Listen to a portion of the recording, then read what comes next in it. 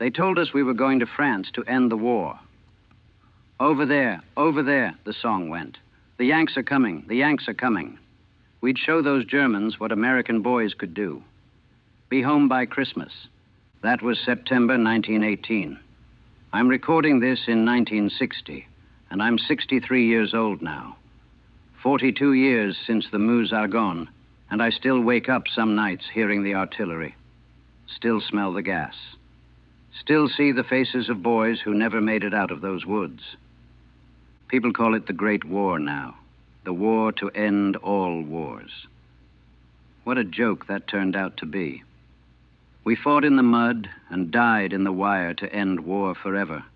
And 20 years later, the whole damn thing started up again, worse than before. But nobody wants to hear that. They want to hear about American heroism, about how we saved France, about Sergeant York and the Lost Battalion, about how we turned the tide and won the war. I'll tell you what I remember, not the sanitized version, the real thing. I was 21 years old in 1918. Frank Kowalski from Chicago. My parents came over from Poland in 1890, worked in the stockyards. I was born American, grew up American, spoke English without an accent. When the draft came in 1917, I registered. Got my notice in March 1918. Reported to Camp Grant for training. They gave us 6 weeks to turn factory workers and farm boys into soldiers. We learned to march, to shoot the Springfield rifle, to fix bayonets and charge at sandbags pretending they were Germans. They showed us pictures of what the war looked like. Trenches, barbed wire, shell craters. Told us the French and British had been fighting for 4 years and were exhausted. America was fresh. We'd break the stalemate. By August, I was on a ship to France. 30 days crossing the Atlantic, packed into the hold with 2,000 other doughboys. Half of us were seasick. The other half were too scared to be sick. We landed at Saint-Nazaire in early September 1918. They issued us gas masks, helmets, told us to write letters home because we'd be going into action soon. Real soon. The Meuse Argonne offensive. 26 million artillery shells, over 1 million American soldiers, 47 days of fighting. I was there for most of it, the ones who made it through. We're the lucky ones, they say. I don't feel lucky. September 26th, 1918.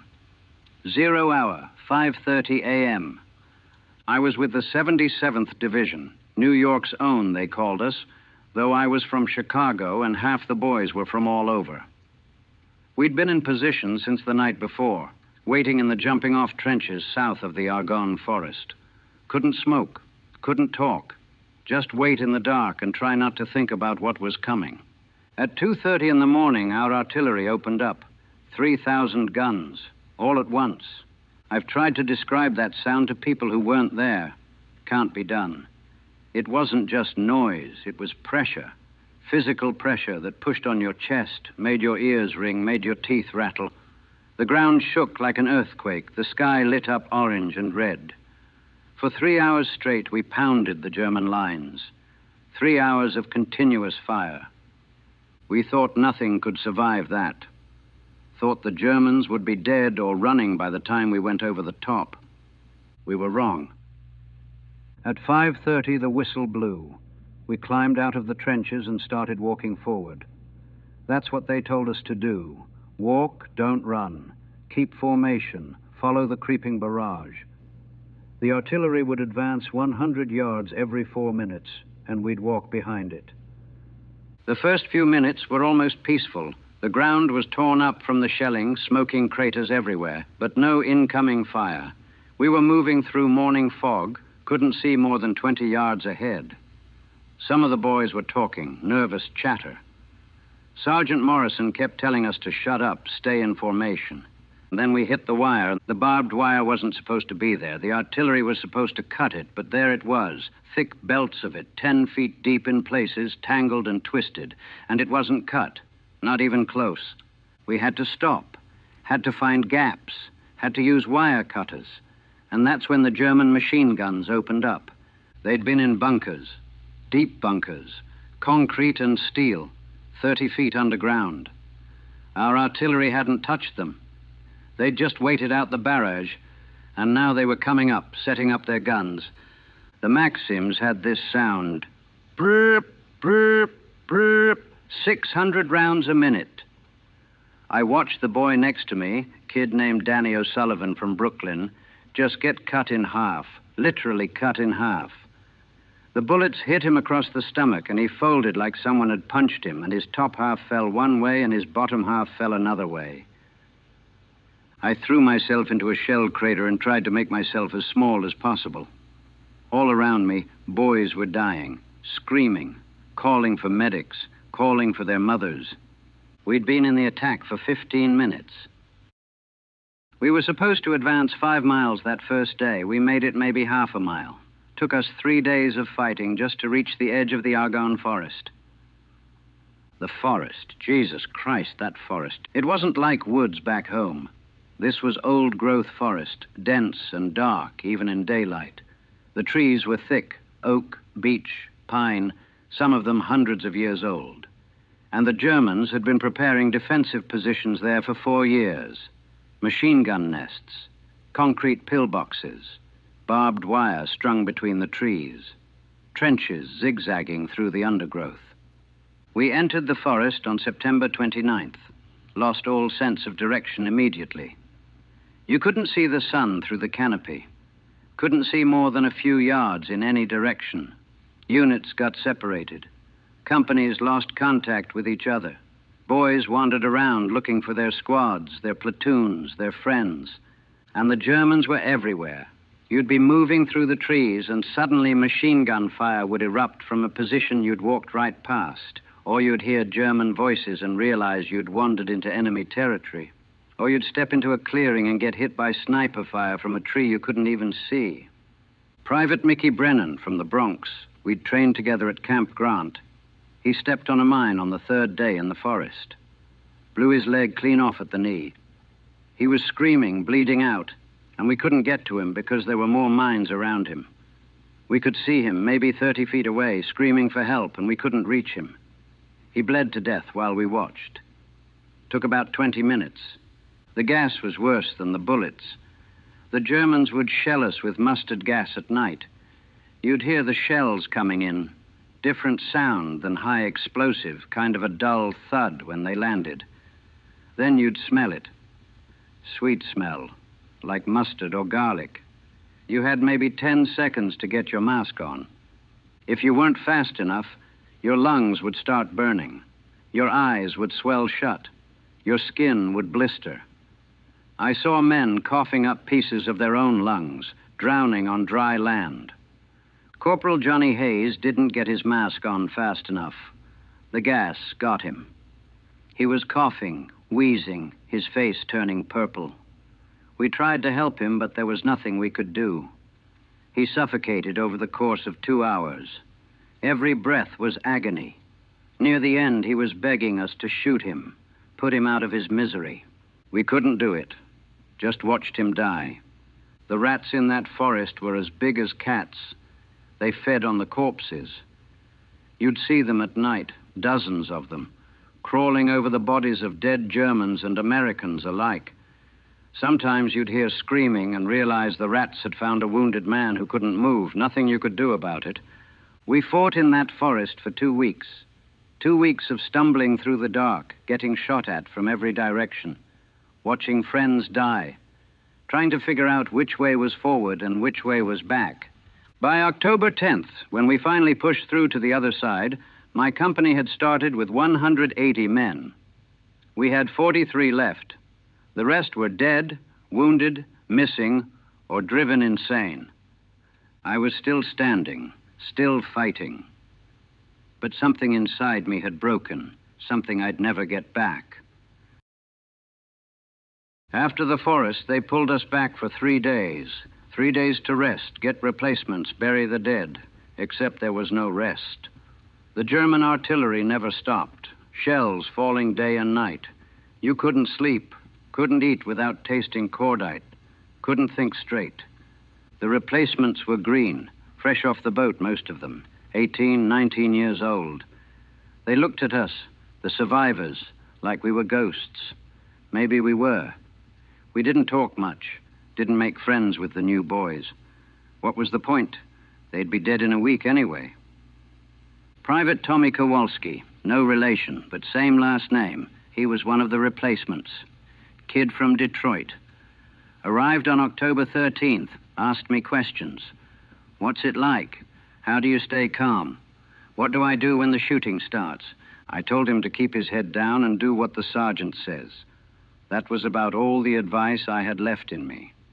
He died on October 15th, lasted 2 days. Stepped out of the trench at the wrong moment, and a German sniper got him. One shot, right through the eye. He probably never heard it coming. We went back into the line on October 14th. The offensive had stalled. The Germans were fighting for every inch of ground. We'd advance 50 yards, lose 20 men, dig in, get shelled all night, then do it again the next day. The weather turned. Cold rain, then sleet. The trenches filled with water up to our knees. Your feet would go numb. Trench foot set in. Your skin would turn white and soft, start to rot right off your bones. I saw men who couldn't walk anymore. Their feet were so bad. They'd have to crawl to the aid station. We ran out of food. Supplies couldn't get through because the Germans controlled the high ground and could shell the supply roads. We ate whatever we could find. Hardtack from corpses. Canned food from abandoned German positions. One time we killed a horse that had been dead for 2 days and ate it anyway. Didn't even cook it. Too hungry to care. Sergeant Morrison, he'd been with us since the beginning. Good man, kept us together. He just sat down one day and stopped moving. Didn't say anything. Just sat there in the mud, staring at nothing. Shell shock, they called it. Battle fatigue. His mind had just quit. They took him away. Never saw him again. Heard later he spent the rest of his life in an asylum. I understood completely. There were days I wanted to just sit down and stop too. But I kept going. Don't know why. Instinct, maybe. Or maybe I was already dead inside and just didn't know it yet. November 1st, 1918. They sent us forward again. One more push, they said. The Germans are breaking. One more push and we'll end this war. We'd heard that before, didn't believe it anymore. But we went anyway because that's what you do. You go forward until you're dead or the war ends, whichever comes first. We took a German position that afternoon, overran a trench, killed maybe a dozen Germans, captured 20 more. They looked worse than we did. Starving. Sick. Kids, most of them. 16, 17 years old. They'd been fighting for 4 years and they had nothing left. One of them couldn't have been more than 15. He was crying. Just sitting in the mud crying. Not even wounded. Just broken. I looked at him and I saw myself. Saw all of us. What were we even fighting for anymore? Nobody could remember. We were just killing each other because that's what we'd been told to do. That night, November 1st, I was on watch in the captured trench. It was quiet for once. No shelling, no shooting, just silence. And in that silence, I realized I couldn't do it anymore. I wasn't scared, wasn't angry. I was just empty, completely empty. Like someone had scooped out everything inside me and left nothing but a shell. Danny O'Sullivan, Mickey Brennan, Johnny Hayes, Tommy Kowalski, Sergeant Morrison, all the others whose names I'd forgotten or never knew. They were all dead or broken, and I was still here, and I couldn't figure out why. I took my rifle and I held it under my chin, finger on the trigger. Would have been easy, quick. No more mud, no more gas. No more watching boys die. But I didn't pull the trigger. Don't know why. Maybe I was too numb to care even about that. Maybe I figured the Germans would do it for me eventually. Or maybe some small part of me still wanted to live, though I couldn't have told you why. I put the rifle down and just sat there in the dark, shaking. Private Wilson, kid from Pennsylvania, one of the replacements, he saw me, saw what I'd almost done. He didn't say anything, just sat down next to me. We stayed like that until dawn. Two ghosts sitting in a trench, waiting for the war to end or for death to find us. 10 days later, the war ended. November 11th, 1918. Armistice. The 11th hour of the 11th day of the 11th month. The guns stopped. Just stopped. After 47 days of constant artillery, the silence was deafening. We'd won. That's what they told us. We'd won the war. I didn't feel like a winner. It's 1960 now. 42 years since the Meuse, Argonne. I'm 63 years old, and I'm one of the lucky ones. I survived. Came home. Got married, had kids. Worked at the stockyards like my father. Built what most people would call a good life. But I never really came home. Part of me is still in that forest, still in those trenches, still watching Danny O'Sullivan get cut in half, still hearing Mickey Brennan screaming as he bled out on that mine, still smelling the gas that killed Johnny Hayes. My wife, God rest her, she passed in 1955, she used to say I had two lives, the one before France and the one after. The man she married wasn't the boy who enlisted in 1918. That boy died in the Argonne forest. What came back was something else. The nightmares never stopped. 42 years, and I still wake up screaming, still smell cordite and mustard gas, still hear the Maxims firing. My kids grew up hearing me thrash around at night, crying out names they didn't know. Danny, Mickey, Johnny, Tommy. I can't go to fireworks shows, can't handle loud noises. 4th of July is hell for me. Everyone's celebrating while I'm hiding in my basement, hands over my ears, back in 1918. They gave us medals, parades, called us heroes. The Doughboys who saved Europe, the boys who won the war. They made movies about it, made it look glorious, adventurous. John J. Pershing, the great general. The American Expeditionary Force, triumphant. Nobody made movies about the mud, the gas, the rats, the boys who went insane. Sergeant Morrison sitting in the mud, his mind gone. That 15-year-old German kid crying in the trench. Me with a rifle under my chin on November 1st. And 20 years later, it all started again. The Second World War. My son enlisted. My son. I begged him not to go. Told him what it was really like. He went anyway. Came back from the Pacific with the same look in his eyes that I saw in the mirror. The same nightmares. The same emptiness. The war to end all wars. That's what they called it. What a goddamn lie. 26,000 Americans died in the Meuse, Argonne. 26,000. The largest battle in American history, they say. We advanced 34 miles in 47 days. 34 miles. That's how much 26,000 lives were worth. I think about the boys sometimes. Danny O'Sullivan, who wanted to be a cop like his father. Mickey Brennan, who talked about opening a restaurant. Johnny Hayes, who had a girl back home he was going to marry.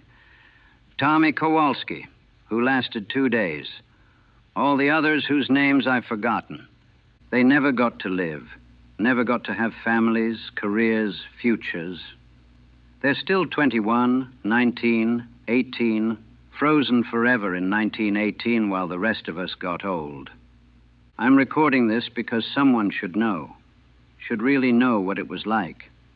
Not the movies, not the textbooks, not the memorials with their clean white crosses and their talk of glory and sacrifice. The Meuse Argonne wasn't glorious. It was hell. And we didn't end war. We just paused it for 20 years. I survived. But I never came home. None of us did. We're still there in the mud and the gas and the wire, listening to the guns that never really stopped. The boy from Chicago who enlisted in 1918, he died in France. What came back was just a shell wearing his face, going through the motions of living, waiting for the nightmares to finally stop. They never will.